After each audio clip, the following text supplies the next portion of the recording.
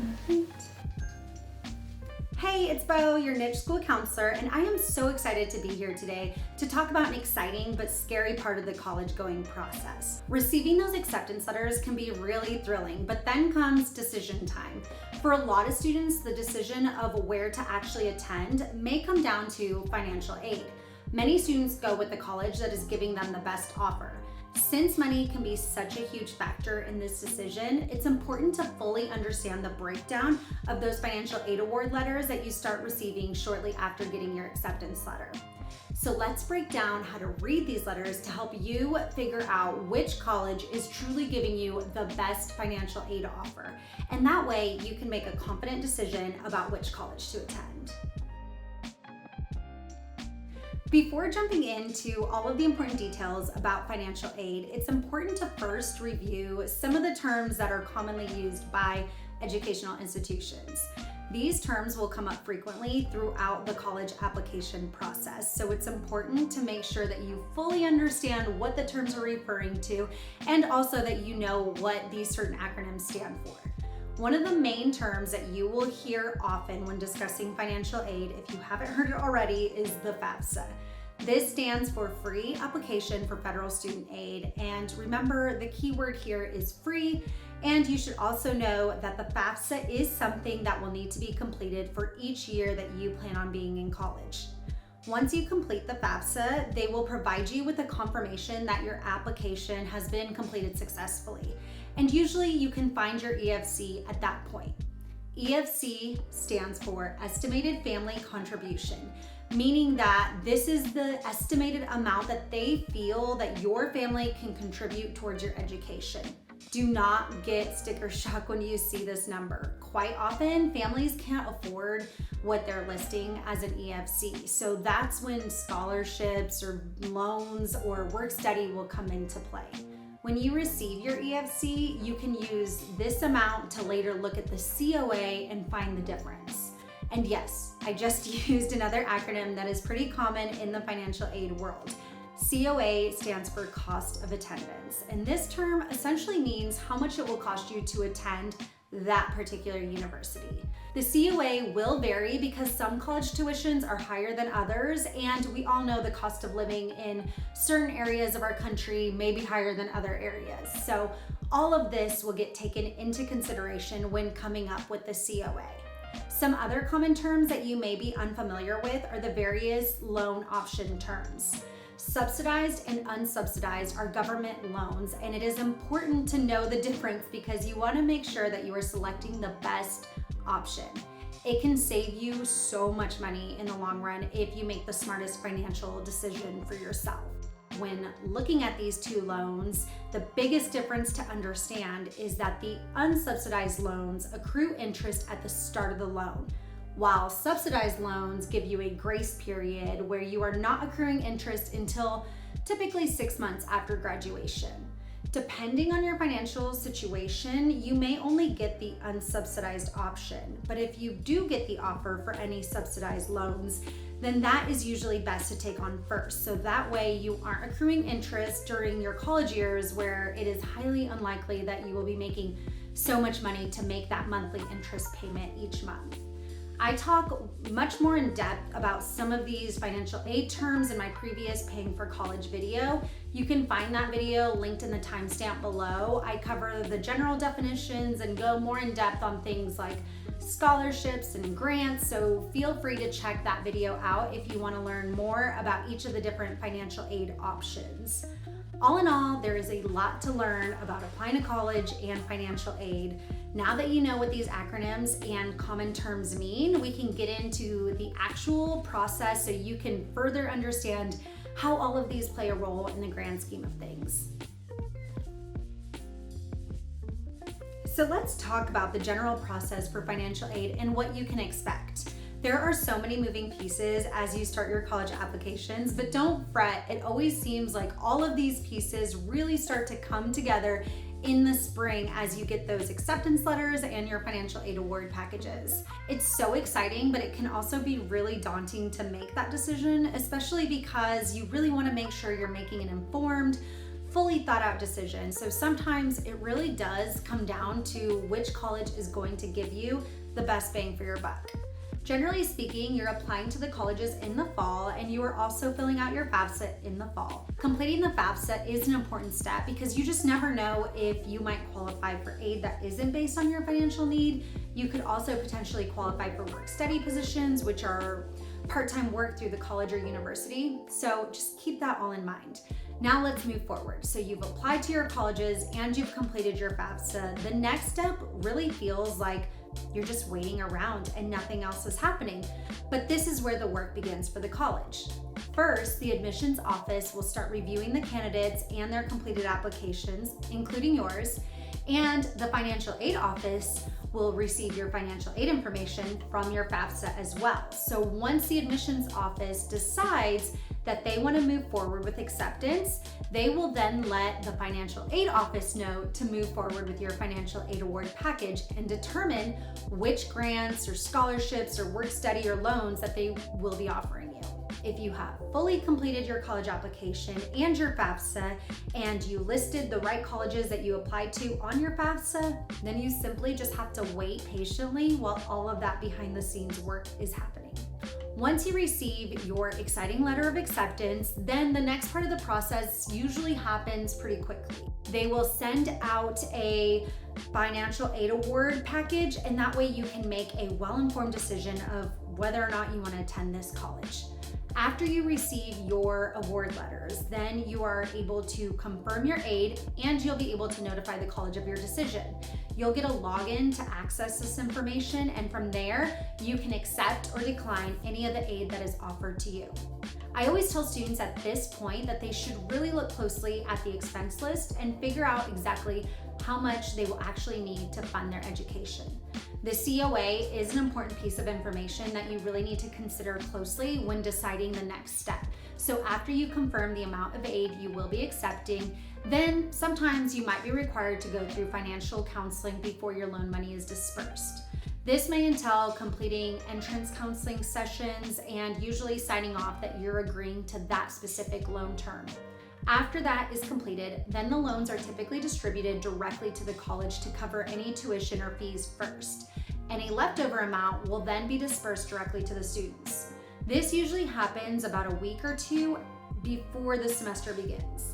I know I mentioned this earlier, but if you're still unsure about the difference between some of these ways to fund your education, here's another reminder to check out a more detailed breakdown of grants, scholarship, work study, loans, and find out what all of that means a little more in depth with my How to Pay for College video that is timestamped, linked below. Now let's go over an example financial aid award package letter in more detail so you know what to expect. A quick reminder that you do need to fill out your FAFSA to qualify for a lot of these grants and scholarships that I'll be talking about.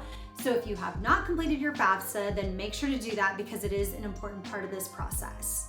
Towards the top of your letters, you will see an estimated cost amount of tuition, fees, room and board, and then you'll see the total amount that is expected for you to pay in a year at this particular college.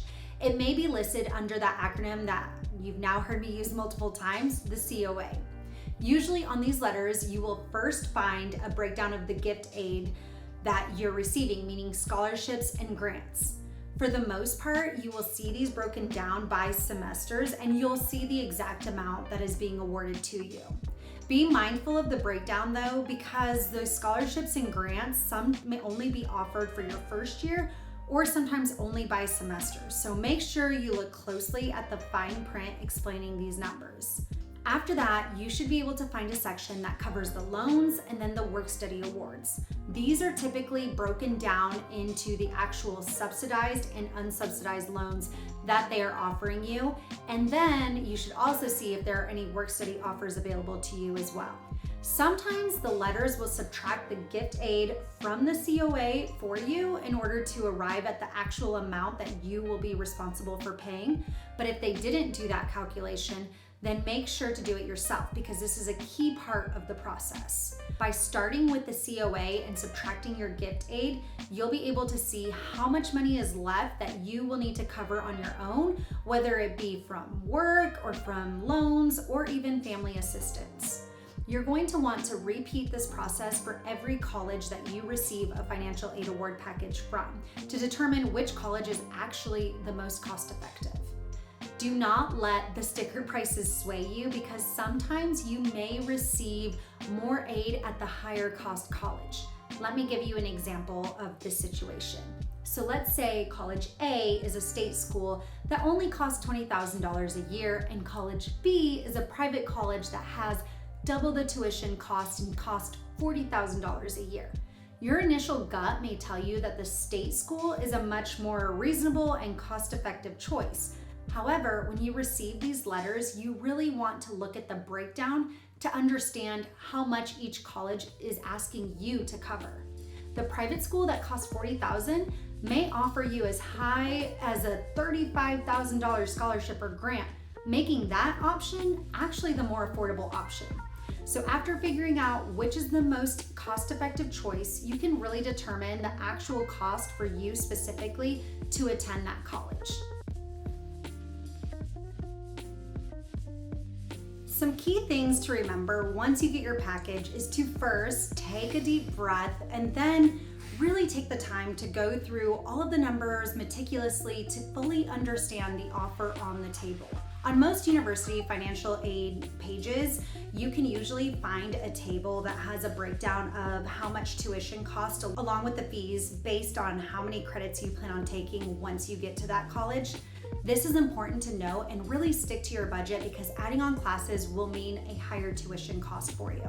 It will be good to make a plan for every semester, so that way once you do create this budget, you will have a true idea of your personalized COA. To give you my own story, I remember one year I was in college and I really wanted to get ahead, so I took 18 credits in the spring semester and 16 credits in the summer semester, and I didn't really fully plan it all out appropriately. So I ended up not having enough money in loans to cover my tuition costs that year.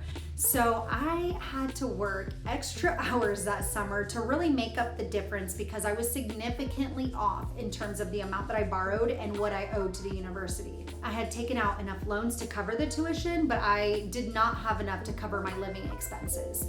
Luckily, I do have great parents that were willing to step in and help me during this time in my life. And I was also fortunate that I already had a part-time job that allowed me to add extra hours to make up this difference. So I ended up working full-time hours in order to pay for my living expenses. It wouldn't be ideal for most people to work 40 hours a week, especially while also taking on more classes than usual. Honestly, it wasn't ideal for me either. I was only able to do this because of my job. I worked as a tanning salon receptionist, so I actually had quite a bit of downtime to study in between customers. I was able to read and work on my laptop, but for most other people, this won't be possible. So take it from me and make sure to budget appropriately. Don't make the same mistake that I made. When you are trying to come up with a COA for yourself, you really need to remember to consider how many classes you plan to take, consider the cost of living in that college's particular area, and consider miscellaneous costs that might pop up for you. Ask yourself some of these questions like, are you the type of student who spends a lot of money on eating out, on nails, on tanning, on clothes, shopping, sporting events? Your budget for these extra things will usually fall under miscellaneous. So it's important to really look closely at these expenses for yourself. Once you have a true COA for yourself, or at least as close as you think realistically, then you can go ahead and see what the colleges are offering you in gift aid. I suggest that you do this for every college that accepts you and sends you a financial aid award package. Similar to how I showed you the College A and the College B example, you will subtract the difference between the COA and gift aid and see what you are left with to cover on your own. Remember that you will want to do this for each college that you get accepted to, so that way you know what you really need to pay for at every single college. A lot of students don't know that you can and that you should try to negotiate your financial aid award package. Let's say, for example, your top choice college didn't offer you very much gift aid or as much as your safety school did. So what you can do is actually draft out a financial aid negotiation letter. You can actually find an entire blog post to help you do this in the timestamp linked below. I do encourage you to really think about this and email a letter to the financial aid office just to see if they can give you a better offer. The worst thing that can happen is they say no and you keep your original financial aid offer. But if they offer to match your other financial aid offers, then it's a win-win situation for you. One more piece of advice: you don't have to take out the full loan amount that the college offers you. Remember that. Here's another personal story. I remember my first year of college, I took out the max amount that they offered me without creating any sort of budget or having any kind of plan. I just figured, well, the college is offering me this amount, why wouldn't I take out the full amount? So what happened next was I received a bulk amount of money at the start of the semester, and as the young 17-year-old that I was, I ended up blowing through all of that money by November. I remember buying clothes at the start of the semester and I kept thinking, I've never seen this much money in my account. It'll never run out. And as you can imagine, it ran out. I was fortunate to find a job and to have my parents help me. Even when I did run out of money, they did offer to pay for my flights home in November and December. But if you plan and budget and talk through some of these decisions when it comes to loans and your financial plan, then you shouldn't be stuck in a situation like me. Before I leave you, I want to remind you of the important things that we covered in this video and give you some last-minute tips and tricks to make sure you don't graduate with your college degree in financial distress. First off, when you start to receive these letters, it will be important to keep all of them so you can see the breakdown of what every college is offering you. Remember, your top choice might not be the college that gives you the best offer. However, you can always attempt to negotiate your package. Another tip to keep in mind is to look closely into the loan terms and make the smartest decision in terms of taking out loans that don't accrue interest versus those that begin the interest cost immediately. Earning that degree usually takes about 4 years, and if you don't have the means to start paying on the interest, your loans can grow to a much higher number than you were thinking based on that interest accruing each and every month. Lastly, I think it can be so useful for you to set a budget and try to stay within it so you don't overspend while you're in college. Although budgets sound boring and kind of terrible, setting a budget allows you to develop healthy financial habits. Try to view it as something helpful in terms of your future. Well, I hope this helped inform you in some way about the financial aid process or given you some things to look for when you start to get those financial aid award letters in the mail. It can all be overwhelming, and college is a big investment, so it is important to look carefully at all of your options and make a solid decision for yourself. Thanks for joining, and I hope this helped.